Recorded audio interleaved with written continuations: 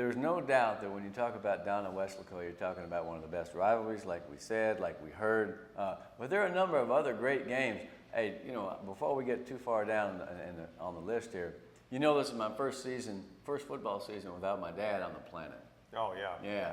He was the guy that got me into football in the first place, and man, he was a pretty good little football player in the day back when they used to wear. He didn't even wear a face mask at the University of Houston. Yeah. Really? Yeah, and you could tell. He had a big flat nose. Anyway, so hey, bottom line is he taught me to love the game, and so the things that we're doing, I used to call him up and tell him about all our teams, and we talk about the Aggies and Houston and all that stuff. But so hey, life goes on, right? You got to carry and shoulder the burdens. Well, I wanted to mention that before we got too long in the tooth and shed a symbolic tear. They're not crying at Rio Grande City. We said they beat Ingleside 13-0. That's a heck of a win. Now they come in against Port Isabel. Now, PI had a match against Gruyere, didn't they? Mm-hmm. Yeah, and, they won the game, but it wasn't as easy as one might have thought going into that game. Not at all, man. Here's the thing. Gruyere led 13-12. They broke a punt return, and they got a touchdown pass. Now, apparently, I was talking about Omar Martinez. It's Leo Martinez. Again, turnover number whatever. Yeah. So you know what? We're going to get it down here. Bottom line is we're here for the kids and the teams, and so if we make a mistake, like Isaiah Cepeda, I think it was his mom, Kathy, who wrote in very politely and said, the name is this. And we're like, okay, we got you. We'll change it because you know what? That's called dynamism. We can do that, man. We want to be told what we're doing right and wrong. But importantly, like we're talking about the diagnostic for the teams who play the big teams, more likely we benefit more when we're told what we didn't do right. Yeah. As long as you're nice. We're trying, man. Yeah. All right, so PI, they got big mock into the game. He returned an interception for a touchdown to turn the tide. Later, he ran one in, a tight end around. So they're doing some new things down there at Port Isabel. They didn't throw the ball much again. No, but you Monty know what? said he going to throw, but he didn't. A really good PI team doesn't need to throw the ball. Right. We've seen that in the past. They've used their fullback, they use their halfback. Right. And they don't need to. I mean, they use their quarterback. You don't have to run the ball with that offense because that offense is pretty. It can manipulate the defense. You know, and that's a good win for PI, especially because you don't want to lose that first game, especially to Gruyere. No, and Gruyere looked better, yes. And so I think that we were correct in assuming that they're not going to be 1-9 this year. We're going to talk about who they play later on. So PI and Rio. What about Mission and Hannah? Now, I'm excited about this game because last year we were excited about it and it didn't come off. Remember, that was one of those games that was postponed, and the lightning and the thunder and Armageddon broke loose. Somehow, when Mission and Mission Vets meet, the offenses just don't. It's a rivalry game. It's unlike the PSG North game. This one was a defensive nail biter for a while. At least. Yeah, and you know what? When you play your friends and your enemies, man, the jitters are there, and you want to play so well that sometimes you overdo things and overplay. Veterans, of course, got Permian coming up. Mission has a quarterback situation. They got two good kids. They got Arias who can play, but that big sophomore too. So they're going to have to make decisions. Old Pena said in the paper they're working it out, and I think they will. They held Veterans down pretty well. But Hannah surprised me. They beat the Jags Saturday night down at Sam's, 21-14. Who's one of the best experienced quarterbacks in the Valley? Andy Lopez. He threw for 3 touchdowns. He 237. They did a good job winning that game. Yeah, and this is a Hannah team that I think a lot of people thought, okay, pushover. But if they can get these wins right now, you're going to build that confidence coming up into the district. And Mission, I'm not saying it's an easy win, but it's a winnable game. I think so. Hannah, I think, besides Lopez, they did a pretty good job stopping the run. Economedes averaged 300 yards on the ground with that slot T, and they didn't pick up a nary over 100. So a great effort out of the box for Hannah. What about Mercedes and Rowe? These two teams lost last week, but I think they're both real good football teams. Yeah, I think you can chalk up the 0-1. You can just say with an asterisk because they lost. They didn't lose. I mean, what Mercedes did was they played a tough Cal Allen team that they were playing well for a half, and then Cal Allen, with their size, they said, okay, we're not gonna pass anymore. We're just gonna knock you in the face. Right. And that's how they got back in the game. Rose played a very tough Ed Couch team. They held the rushing game down. Yeah, they did. And if they can do that against Mercedes, because Mercedes now is putting an emphasis on running the ball. Right. And I think if they want to run the ball, if Rowe can stop that, now you're going to make them pass. Well, see how they do. What we've always said about Rowe is we know they can be pretty competitive offensively. I thought it was very encouraging that they were able to run for over 100 yards. Their quarterback, Pettis, had 91, threw for about 150. No, this is going to be a good ball game because they both have something to prove. They lost the first week, but I expect both of them to be in the playoff hunt for sure. Let's turn the page, as old Bob Seeger used to say. You remember him, right? Is he dead yet? Probably not. Memorial at Economedes. Okay, on paper you think, wow, Memorial won the game of the week. Economedes lost at Brownsville. It could be one-sided, but I expect a better showing by the Jags. They usually play Memorial pretty well. They beat them a couple years ago. Yeah, they beat them a couple years ago. This is a different Memorial team. They didn't pass the ball extremely well against. Just one for one, 5 yards. Yeah, so they've got to do a little bit more to open the box up for Trevor. But look, if you look at the second half, though, they really didn't have to. They just blew people off the line. And got people running, reverses for 79 yards. Got Eric got Edo. That hit burner. Look, man, I mean, the kid, it took him 2.5 minutes to go 59 yards on one play. Zing. So he's off to the same old thing. He had 253. The defense held Sherryland to 47 yards in the second half. So Memorial, I think, is a pretty fair country number one team right now. I think so, too. We'll see how long that lasts. Veterans at Permian, in the opening, we talked a little bit about scheduling teams that they're, so-called superior. Well, this is that diagnostic check for vets. I mean, I don't expect them to go up to play Permian and beat their butts, but what if they did? That would mean that they're a great football team. Well, then it'd be like LaSalle coming into Trinity, and Yeah. But look how that worked for Trinity. But no, I think that vets playing Permian. Look, it's an important game because it's exciting. Vets is going to make it to the.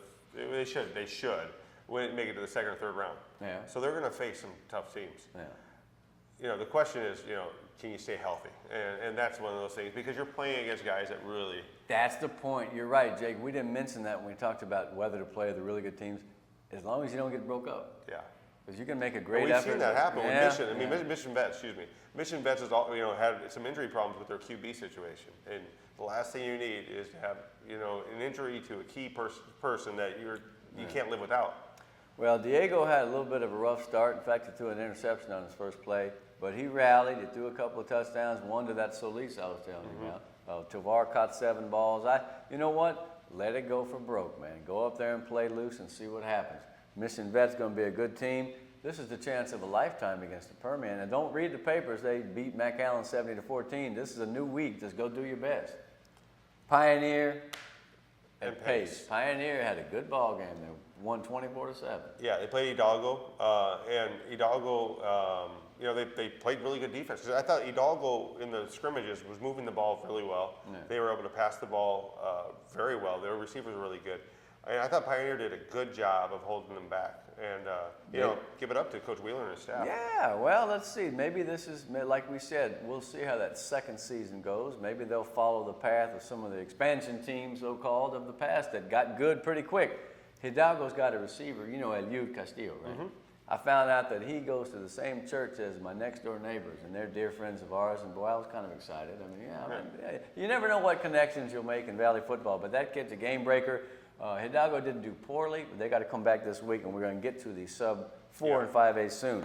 Now, EHS and McAllen. Okay, here's another game where you say, well, this could be a one-sided affair. What do you think? No, I don't think McAllen's going to lose to Edinburg. Was that? Oh, you meant the other way around. Yeah. Okay. No. Once a week he has to be mean. Look, Edinburg, and if you listen to the radio show we had, Coach Dan Gomez, pointed out the fact that EHS is saddled with an issue of not having enough numbers right now. For a 6A. Mackay is extremely tough. They're a tough team. They're probably the second best team in that district. Well, I think at least. But they've got the numbers, they've got guys, they've got players, they've got playmakers, they've got guys on the bench that are pretty good. Hey. But I think that if it comes down to hard playing with integrity, playing tough-nosed football, EHS will hold themselves in the game. Kid Cuellar had 8 tackles. Hopefully they get Ruben Cavazos back.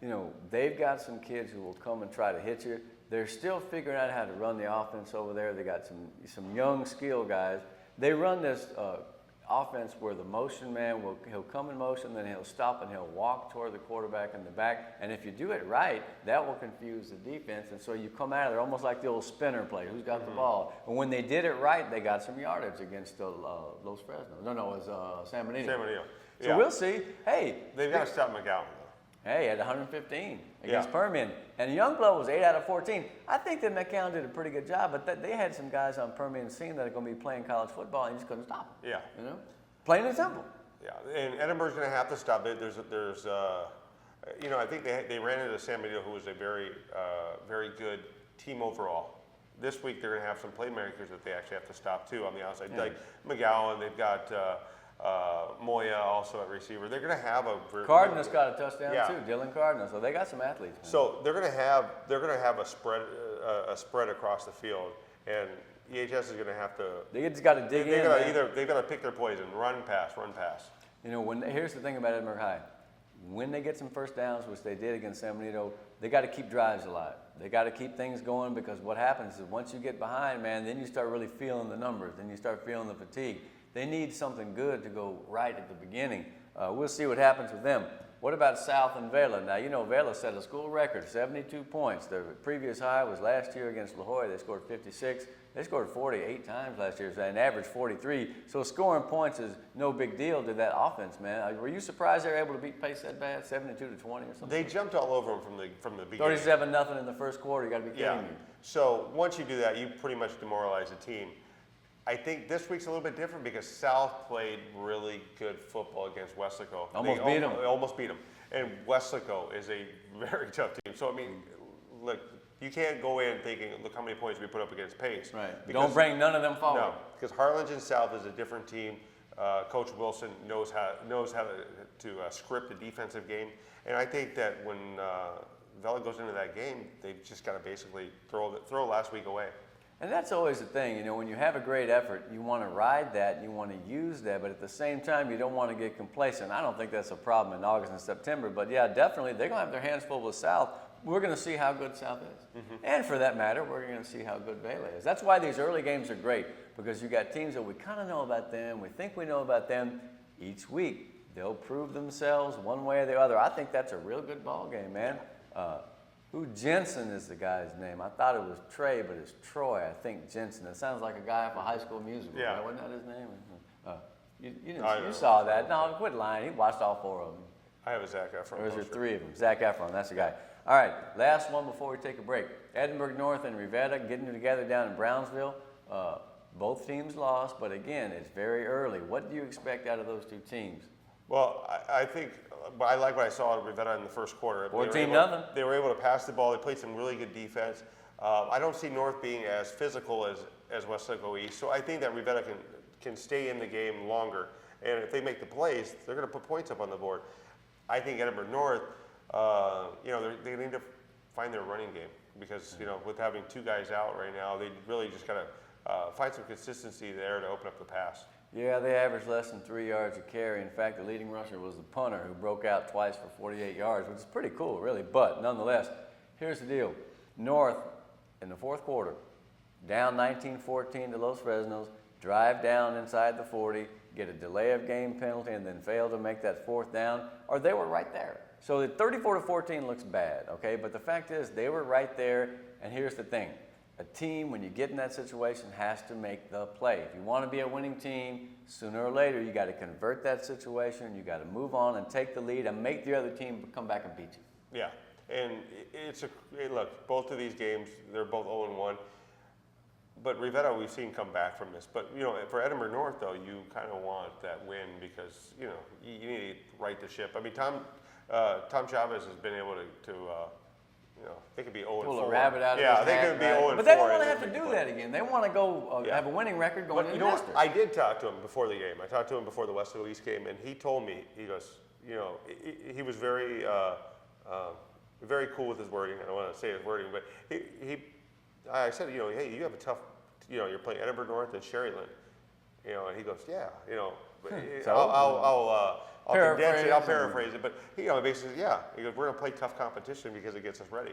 And I think that's the theme of the day. We started off talking about playing really good teams and getting a barometer, getting a diagnostic and saying, okay, guys, this is what we have to work on. See, now the fans and the media and the school, whoever, they have a tendency to focus on the result.